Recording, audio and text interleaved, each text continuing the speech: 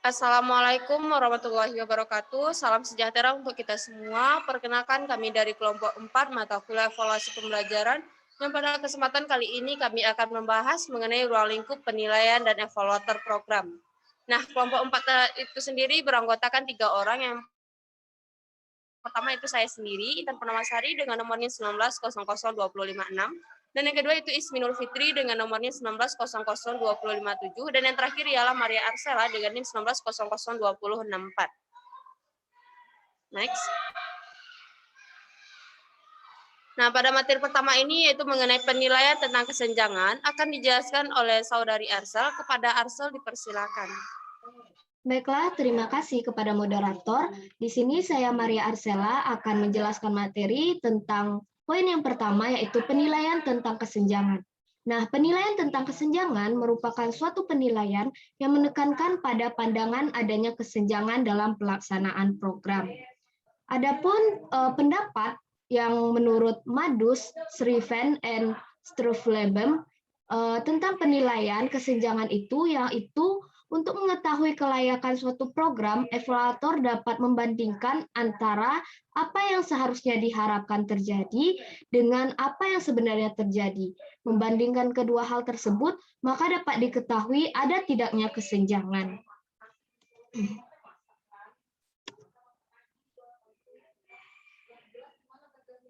Nah, selanjutnya yaitu tentang macam-macam kesenjangan yang dapat dievaluasi dalam program pendidikan, antara lain yang pertama adalah kesenjangan antara rencana dengan pelaksanaan program, yang kedua kesenjangan antara yang diduga atau yang diramalkan akan diperoleh dengan benar-benar direalisasikan. Yang ketiga, kesenjangan antara status kemampuan dan standar kemampuan yang ditentukan. Yang keempat adalah kesenjangan tujuan, yang kelima adalah kesenjangan mengenai berbagai program yang dapat diubah, dan yang keenam adalah kesenjangan dalam sistem yang tidak konsisten. Selanjutnya ada langkah-langkah dalam evaluasi kesenjangan itu. Yang pertama adalah desain atau definisi. Nah, dalam desain atau definisi ini, dalam tahap ini fokus kegiatan dilakukan untuk merumuskan tujuan, proses, atau aktivitas, serta pengalokasian sumber daya dan partisipan untuk melakukan aktivitas dan mencapai tujuan-tujuan yang telah ditetapkan. Pada tahap ini, terdapat tahap penyusunan desain, yaitu dapat dikelompokkan menjadi 3. Yang pertama adalah merumuskan tujuan program, yang kedua adalah menyiapkan murid, staf, dan kelengkapan lain, dan yang terakhir adalah merumuskan standar dalam bentuk rumusan. Nah, sesudah memahami tentang isi yang terdapat dalam program yang merupakan objek evaluasi tadi, maka langkah selanjutnya adalah melakukan penyusunan desain. Adapun hal-hal yang perlu dilaksanakan, yang pertama adalah latar belakang, yang kedua problematika atau yang akan dijawabnya, yang ketiga tujuan evaluasi, keempat populasi dan sampel, kelima instrumen dan sumber data, dan yang terakhir adalah teknik analisis data. Nah, poin yang kedua itu adalah instalasi. Instalasi merupakan rancangan program digunakan sebagai standar untuk pertimbangan langkah-langkah operasional program. Dalam tahap ini dilakukan 3 bentuk kegiatan. Yang pertama adalah meninjau kembali penetapan standar, yang kedua adalah meninjau program yang sedang berjalan, dan yang terakhir adalah meneliti kesenjangan antara yang direncanakan dengan yang sudah dicapai. Nah, yang ketiga itu adalah proses. Proses itu merupakan evaluasi yang difokuskan pada upaya bagaimana memperoleh data tentang kemajuan para peserta program untuk menentukan apakah perilakunya berubah sesuai dengan yang diharapkan atau tidak. Yang selanjutnya adalah produk.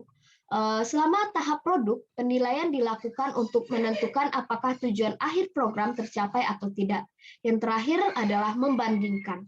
Tahap lainnya yang ditawarkan Prof adalah analisis biaya manfaat, di mana hasil-hasil yang diperoleh dibandingkan dengan biaya yang dikeluarkan.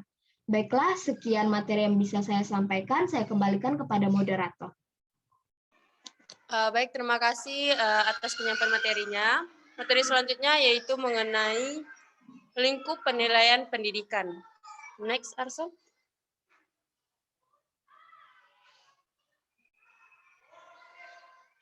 Yang ini akan saya jelaskan sendiri.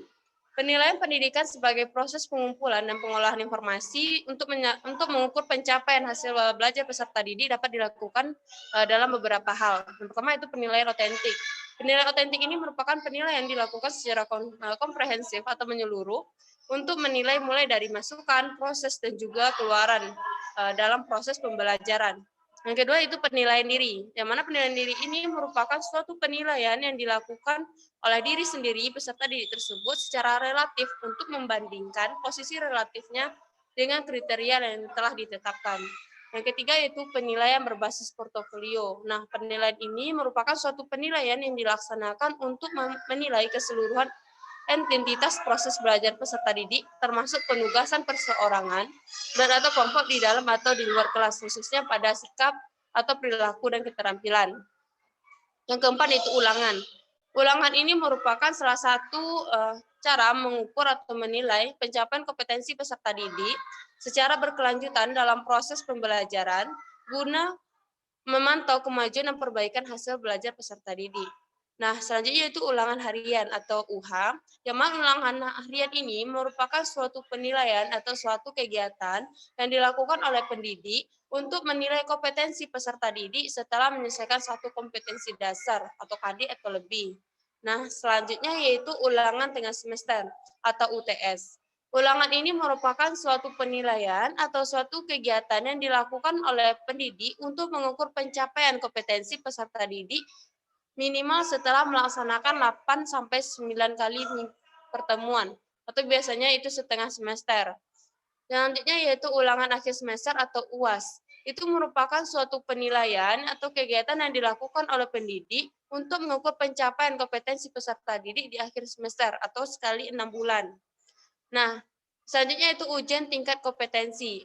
Ujian ini merupakan penilaian atau kegiatan pengukuran yang dilakukan oleh satuan pendidik untuk mengetahui pencapaian tingkat kompetensi. Selanjutnya yaitu ulangan ujian mutu tingkat kompetensi.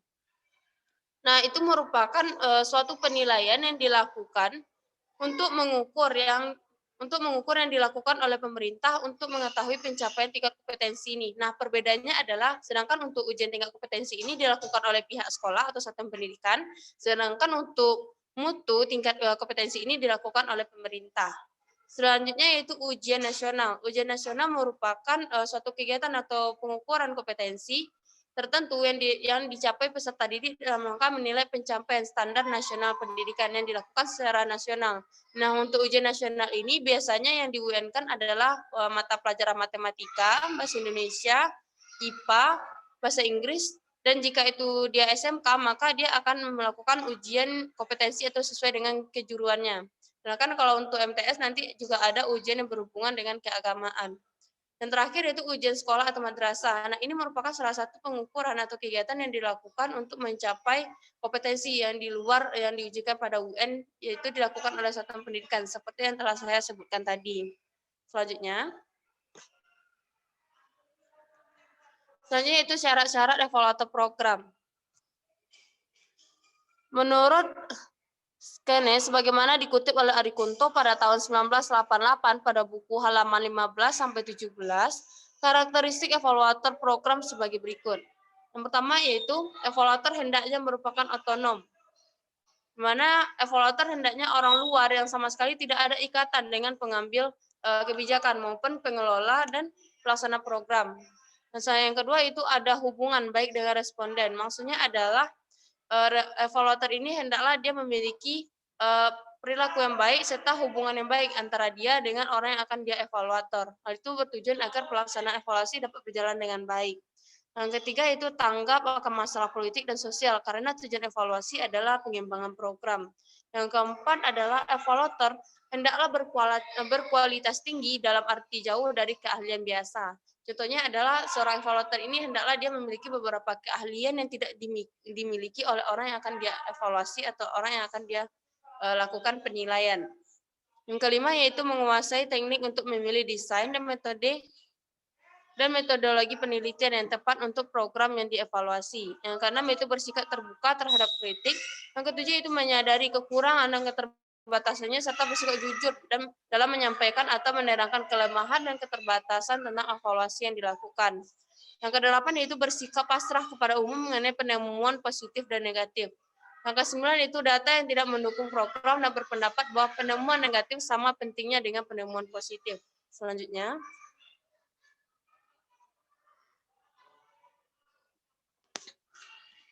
yang ke-10 ialah bersedia menyebarkan hasil evaluasi. Yang ke-11 ialah hasil penelitian yang tidak secara eksplisit dinyatakan sebagai informasi terbuka sebaiknya disebarluaskan, merupakan sesuatu yang konfidensial. Yang terakhir itu tidak mudah membuat kontrak. Maksudnya yang terakhir ini adalah evaluator yang tidak memenuhi persyaratan-persyaratan yang telah disebutkan sebaiknya tidak dengan mudah menyanggupi menerima tugas karena secara etis dan moral akan merupakan sesuatu yang kurang dapat dibenarkan. Nah, selanjutnya itu persyaratan untuk menjadi seorang evaluator yang kompeten dan dapat diandalkan menurut Taib Napis pada tahun 2000 buku halaman 8, yang mana evaluator ini harus mempunyai kombinasi berbagai ciri, antara lain, 1. Mengetahui dan mengerti teknik pengukuran dan metode penelitian. Yang kedua, mengerti tentang kondisi sosial dan hakikat objek evaluasi. Yang ketiga itu mempunyai kemampuan human relation. Yang keempat itu jujur. Yang kelima itu bertanggung jawab. Selanjutnya